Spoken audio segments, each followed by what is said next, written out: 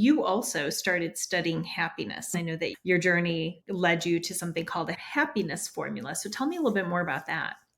Yes, exactly. Like most people, we want to be happy. But what does it really mean? And what does it mean for each one of us? Because I think that's the very first thing to recognize, that it means different things to different people. One thing that came up for me, so what I did, I read all kind of books on happiness that are already out there. I did health and well-being courses. I became a certified happiness facilitator. Everything I could do around that topic to see what that means, I tried to soak all of that in.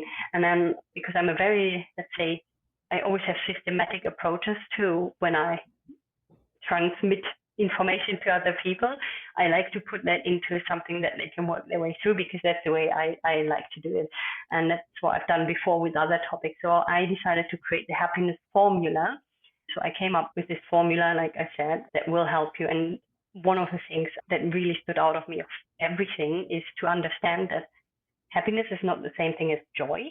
And if you want to be happy, doesn't mean that you cannot be sad, because we all have that. And that's, I think, sometimes also misconception. Oh, but yeah, sometimes I have really a bad day, or even if we dwell on things that we shouldn't, which is not helping our happiness and our joy, let's say, but we can still be happy, because happiness is that underlying base. I don't want to say contentment, but it is being happy, because the way you're happy with who you are, and you're happy with the life you're living and the people you surround yourself with, and what you do also for others.